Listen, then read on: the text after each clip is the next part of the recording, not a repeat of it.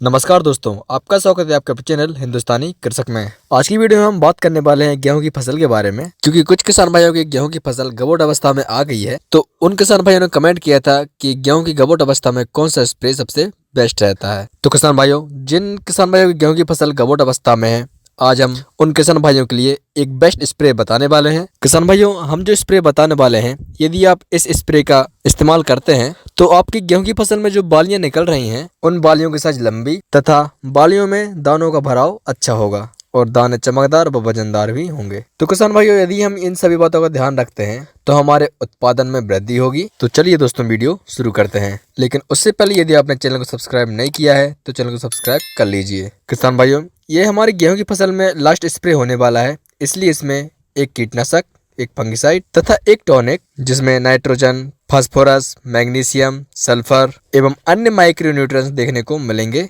और इसी के साथ बालियों की हाइट बढ़ाने के लिए तथा गेहूं की फसल में प्रकाश संश्लेषण क्रिया में वृद्धि के लिए भी कुछ दवाइयां बताने वाले हैं। तो पहली दवाई की बात करें तो हम लेंगे इस स्प्रे में फंगिसाइड, जो कि हमारी फसल में पीला रतुआ या फिर अन्य कोई फंगस होगा तो उसको कंट्रोल करेगा। तो इसके लिए हम लेंगे एजोक्सिस्ट्रोबिन प्लस टेबुकोनाजोल, जो कि आपको अडामा कंपनी के कस्टोडिया में देखने को मिल जाएगा। तो किसान भाइयों, यदि आपको आपकी फसल में फंगस का अटैक दिखता है तो आप इस फंगिसाइड का इस्तेमाल कर सकते हैं। अब हम कीटनाशक की बात करें तो किसान भाइयों, यदि आपको गेहूं की फसल में कीटों का अटैक देखने को मिले, तो जैसे कि गेहूं की फसल की जड़ में सुंडी या फिर कोई अन्य कीट देखने को मिले, तो आपको इस्तेमाल करना है थायोमेथोक्सम 30% FS, जो कि आपको UPL के रेनो में देखने को मिल जाएगा। तो किसान भाइयों, यदि आपकी गेहूं की फसल में कीट या फिर फंगस का अटैक है तो आप इन दोनों को इस्तेमाल कर सकते हैं।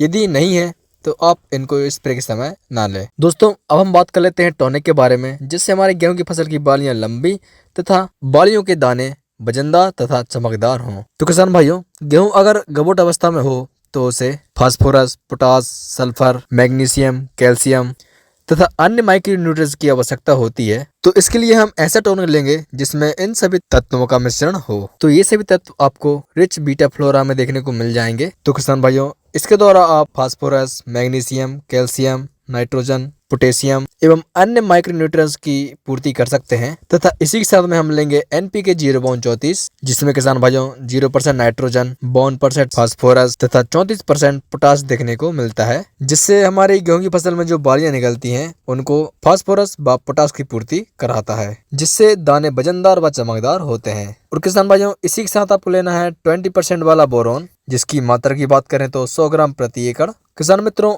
इससे पौधे में प्रकाश संश्लेषण क्रिया में वृद्धि होगी तथा वह अपना संपूर्ण भोजन बना सकेगा, जिससे कि बालियां संपूर्ण निकलेगी तथा बालियों में दानों का भराव अच्छे से होगा तथा दाने चमकदार व वजनदार होंगे। तो किसान भाइयों, यहाँ पे हमने आपको गेहूं की फसल की लास्ट स्प्रे की संपूर्ण जानकारी आपको दे दी है। यदि आपको आपकी गेहूं की फसल में कीट या फिर फंगस का अटैक देखने को मिले तो आप इन सभी दवाओं का स्प्रे कर सकते हैं। और यदि कीट या फिर फंगस का अटैक ना हो तो बालियां निकलते समय टॉनिक 0/34 तथा बोरोन का स्प्रे जरूर करें। इससे आपके गेहूं की फसल के उत्पादन में वृद्धि होगी। तो किसान भाइयों, यही थी आज की संपूर्ण जानकारी। यदि आपको वीडियो पसंद आई हो तो वीडियो को लाइक कर दीजिएगा और चैनल पर नए हो तो चैनल सब्सक्राइब कर दीजिएगा, क्योंकि हम इसी तरह की जानकारी वीडियो चैनल पर लाते रहते हैं। मिलते हैं हमारी अगली वीडियो में।